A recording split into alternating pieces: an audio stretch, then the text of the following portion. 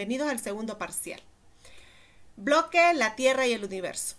¿Cuáles van a ser los temas que vamos a desarrollar? Analizan la importancia del agua en la estructura y vida del planeta. Valoran la calidad del agua que consumen utilizando de forma eficiente y responsable, sometiendo a la purificación antes de consumirla en su escuela y sus hogares.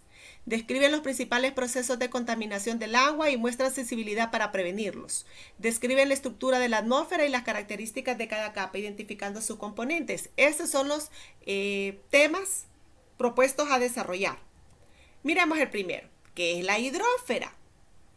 Es una capa acuosa del planeta. Está formada por toda el agua de la Tierra. ¿Cuál es toda el agua? El agua toda la que tenemos, sólida, líquida o gaseosa. ¿Ok?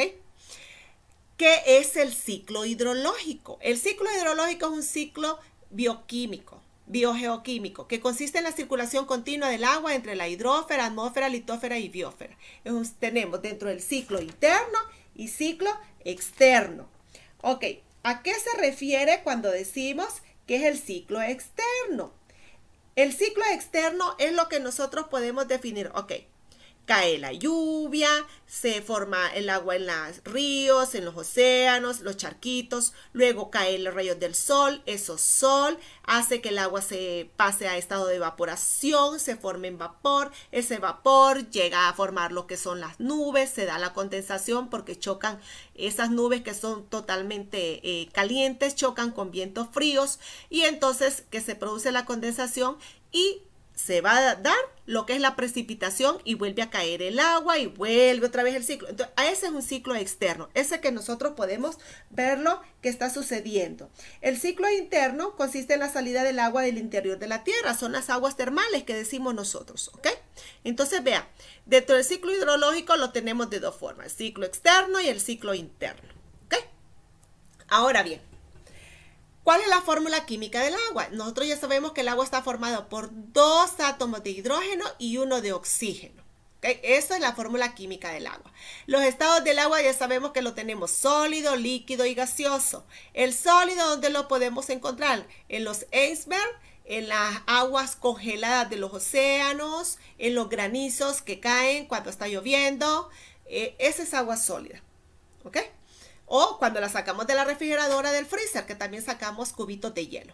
Tenemos el estado líquido, que es el que nosotros miramos en los ríos, en los océanos, en los riachuelos, ¿ya? En las quebradas. El estado gaseoso es el que siempre está para que nosotros lo podamos respirar, porque tiene que estar el aire húmedo para que nosotros podamos respirar. También lo miramos en las aguas termales, que sale la parte gaseosa. También lo miramos cuando estamos cocinando, que sale el vapor de los alimentos por el estado líquido, ¿ok? Esa es una forma gaseosa.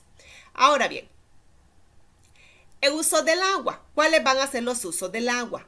Agua potable, procesos industriales, generación de energía eléctrica, la agricultura, para deporte, para el aseo personal. Tenemos una gran variedad de usos de lo que es el agua. Recuerden, además de nuestro cuerpecito, porque nuestro cuerpecito está constituido por el 75% de agua, ¿ok? Entonces, bien. Entonces, resumiendo, ¿cuáles van a ser los dos ciclos del ciclo hidrológico? Tenemos dos, el ciclo externo y el ciclo interno. En el ciclo externo, ¿cuáles son los procesos que van a participar? Evaporación, cuando el agua se forma en estado de vapor y llega a las nubes. En las nubes se va a dar el proceso de condensación porque chocan con aire frío para que luego se dé la precipitación. Ese es el ciclo externo. El ciclo interno es lo que nosotros lo sacamos de adentro de la Tierra, ya que son las aguas hidrotermales o termales que nosotros les decimos, también está en la parte de los volcanes. Hay volcanes que son de agua. ¿Ok?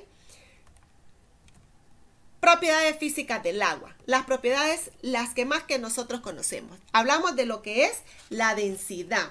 Cuando nosotros referimos a lo que es la densidad, ¿se han fijado ustedes que nosotros podemos flotar? ¿Por qué? Por la densidad del agua. ¿Ok?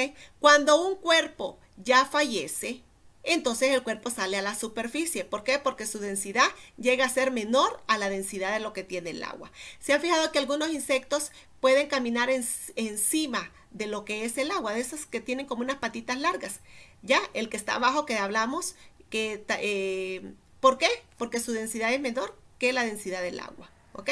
Entonces, además de que el agua tiene una tensión superficial, que esa es otra propiedad física que tiene el agua. Entonces, cuando estamos hablando de la densidad, estamos hablando de la relación que hay entre la masa y el volumen de una sustancia. El agua a presión normal tiene una densidad mínima de 0.958 kilogramos sobre litros a 100 grados Celsius, ¿va? Y al bajar la temperatura, su densidad aumenta y sigue aumentando constantemente hasta llegar a los 3.8 grados Celsius, donde su densidad es de 1 kilogramo sobre litro. Entonces, a partir de ese punto, su densidad comienza a disminuir. ¿Por qué? Porque llegamos al punto a 0 grados Celsius. ¿Qué sucede a los 0 grados Celsius? Que el agua se vuelve sólida. ¿Ok? Bien, hablemos de la otra característica que tiene, que es la capacidad calorífica. ¿A qué se refiere la capacidad calorífica? Es la cantidad de calor que permite variar en 1 grado la temperatura de un cuerpo. A eso se refiere la capacidad calorífica. Por tener capacidad calorífica es que puede absorber el calor de otros cuerpos. ¿Qué sucede cuando nosotros llegamos bien cansaditos de jugar y llegamos todos sudaditos? ¿Qué sucede cuando nos bañamos? ¿Baja o aumenta la temperatura en nuestro cuerpo? ¿Verdad? Que inmediatamente comienza a bajar la temperatura de nuestro cuerpo. ¿Por qué? Porque el agua tiene esa capacidad calorífica de poder absorber las cantidades del calor. Ok, cuando hablamos de tensión superficial, en la tensión superficial es un fenómeno provocado por la fuerza de atracción intermolecular llamada cohesión, es decir, se unen las moléculas unas contra otras en el estado líquido, y entonces por esa razón es que algunos animalitos pueden caminar sobre ella, o también, no sé si a ustedes les ha pasado cuando han ido a bañar alguna piscina o algún río, que si usted se tira de pancita sobre el agua, usted queda quemado todo su estómago, ¿cierto? Pero es por la tensión superficial, es decir, la resistencia a ser penetrada. Entonces, ¿qué es lo que hace usted para poder introducir dentro del agua y no golpear su cuerpecito? ¿Se han fijado cómo se tiran los nadadores, verdad? Que tiran las puntas de sus manos, son las que introducen primero dentro del agua para romper la tensión superficial y no hacerse daño en su cabecita. Cuando hablamos de capilaridad, en la capilaridad se refiere al fenómeno de ascenso del agua por capilares o poros del suelo. Es dependiente de la tensión superficial. El agua asciende capilarmente por las raíces y el tallo de las plantas para llegar a las ramas y hojas. Por medio de la capilaridad, así como muestra el ejemplo, es que se permite que, por ejemplo, las floristerías colocan los tallos de los claveles dentro de agua con color y lo dejan de un día hacia otro. Entonces, al día siguiente, ¿qué es lo que ha sucedido por la capilaridad? El color ha ascendido por los xilemas y floemas que tiene los tallos del clavelito y permite llegar hasta el clavel, y por esa razón se tinta de diferentes colores. De esa forma lo hacen utilizando lo que es la capilaridad, que es una propiedad física de lo que es del agua. Miremos las propiedades químicas. En las propiedades químicas tenemos primero lo que es el pH. El pH es un índice de concentración de los iones de hidrógeno del agua. ¿Ok? Ese es el pH. Por ejemplo, el pH para que sea neutro tiene que ser 7. Si es menor de 7 es ácido.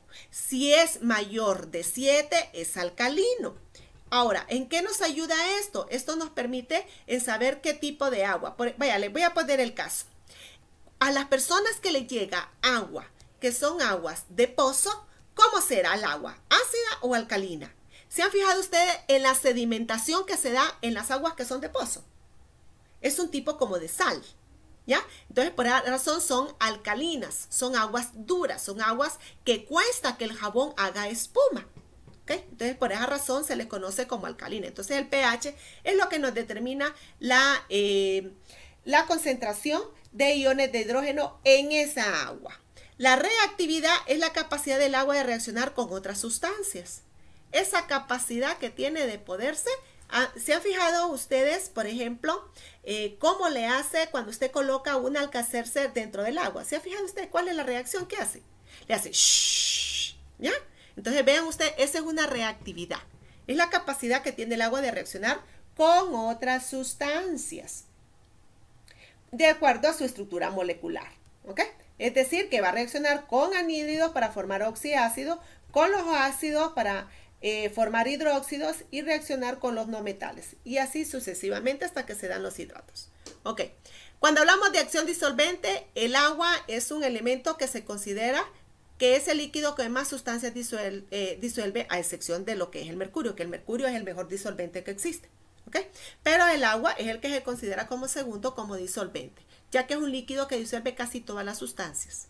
Casi todas, porque ustedes saben que hay algunas sustancias que no las puede diluir, como lo es las grasas.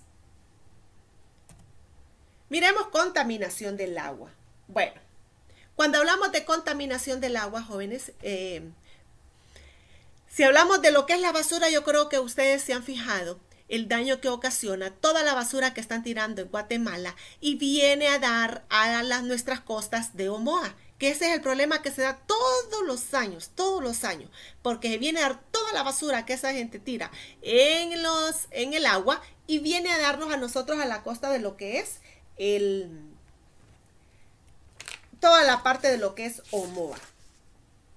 Ok, si hablamos de nuestra tortuguita, vean ustedes lo que está ocasionando este tipo de contaminación de las bolsas plásticas, que las tortugas piensan que son alimento y terminan devorándose estas bolsitas y terminan muriendo. Por esa razón, si ustedes cuando van a Roatán, ya se han fijado que ya ahora ahí ya no existe lo que es el plástico. Ya no te colocan ni pajilla para tu refresco, ni te colocan unas pequeñas como formas de sombrillas en algunos tipos de bebida, porque todo eso ellos lo quitaron, porque recuerden que los mejores arrecifes nosotros los tenemos en Roatán. Entonces, todo lo que es plástico, para evitar que las personas sigan tirando plástico a nuestros océanos y se mueran nuestra fauna marina. Si hablamos de los plaguicidas que se utilizan, ¿verdad?, para hacer el riego que hacen los agricultores o para bañar los animales mamíferos como ser las vacas, los caballos, para quitarle los parásitos. Entonces, este es otro tipo de contaminante. ¿Por qué? Porque este contaminante no es degradable, se mantiene en donde ha sido irrigado. Entonces, ¿qué sucede cuando caen los grandes aguaceros? Este contaminante se lo lleva el agua que está cayendo de la lluvia y va a dar a nuestros ríos. Y ese veneno, ¿quién se lo va a comer? Nuestros animales que viven dentro de nuestro río o incluso el ser humano, porque al final utiliza el agua de los ríos, ya sea para bañarse, para hacer el aseo de su casa, o para consumirlo, o para cocinar sus alimentos, o para tomarlo directamente. Si hablamos de la caída de petróleo, de los aceites, de estos grasas, ya habíamos dicho que el agua no es capaz de disolver las grasas. Entonces, el petróleo, ¿qué es? Es una grasa. ¿Qué hace? No permite que entre con facilidad la luz del sol dentro de nuestros océanos y comienzan a morir nuestros animalitos que están en esa zona. Entonces, es un contaminante, ¿verdad? Súper, súper dañino. Y si hablamos de las aguas negras que decimos nosotros, que son aguas residuales, si ustedes se fijan aquí en Tegucigalpa, ¿a dónde van a dar todas las aguas residuales? Al río Choluteca. Entonces el río Choluteca está totalmente contaminado.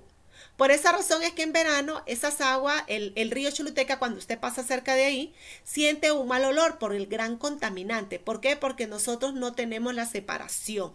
Nosotros tenemos en el mismo conducto de aguas residuales tenemos el de la pila que sale jabón, el del baño que sale jabón, el de la cocina que sale jabón y el de las heces fecales que sale de nuestros sanitarios. Entonces vean, es una sola revoltura. Entonces, por esa razón nosotros tenemos serios problemas en la contaminación del agua. ¿A qué nos va a llevar esta contaminación del agua? Nos va a llevar a que los animalitos, nuestros fauna marina, muera, a que nosotros los seres humanos empecemos a aparecer con enfermedades raras en nuestra piel, ¿ok? Y que nuestros alimentos también salgan contaminados, porque si le estamos regando con agua contaminada, nos va a salir salmonela en los alimentos y nos va a perjudicar nuestro sistema digestivo. Entonces vean que todo es un ciclo. Nosotros los producimos, nosotros los utilizamos y al final nosotros los padecemos, ¿ok? A eso se refiere. Formas de aumentar la disponibilidad de agua. Se ha estado utilizando muchísimo la disponibilidad del agua en el sentido que en algunas aldeas o pueblos se están haciendo como unos pequeños acuíferos, es decir, hacen un gran agujero en la tierra y ese agujero lo forman de un plástico y ese plástico hace que cuando llueva el agua se vaya acumulando ahí, y como el plástico no le va a permitir que el agua se lo absorba la tierra, entonces son pequeños acuíferos, y eso los utilizan para la irrigación y la producción de alimentos en tiempos de escasez de agua.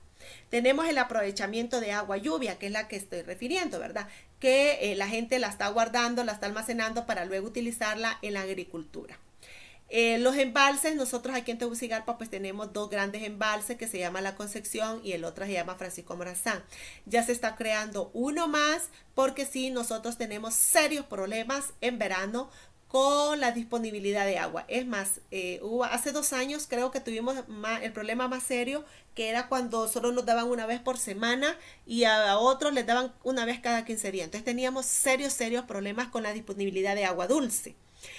Reutilización de aguas residuales. Aquí en Tegucigalpa nosotros no tenemos la reutilización de aguas residuales. Aquí no hay plantas de tratamiento. Miren, la única planta de tratamiento que yo conozco de aguas residuales la tenemos en Roatán, tenemos una, en Untila tenemos otra, ¿ya? ¿Por qué? Porque son zonas de turismo. Y como lo que tienen alrededor es agua, ellos tienen que tener plantas de tratamiento para no descargar las heces fecales de aguas de jabón al océano, porque entonces morirían los mismos animalitos de los cuales ellos disponen para poder sacar cierta cantidad de dinero por el turismo. ¿Okay? Entonces nosotros aquí en Tegucigalpa no tenemos nada de reutilización de aguas residuales. La desalinización de aguas saladas, nosotros sale el precio para sacarle la sal al agua de los océanos es bastante alto. ¿Qué países son los que lo tienen? Los países grandes, los grandes industrializados, como ser uno de ellos es Inglaterra, Francia, son de los países que tienen añales de estar desalinizando las aguas saladas. ¿Ya? ¿Para qué? Para poder tener disponibilidad de agua y poderla utilizar dentro de las comunidades.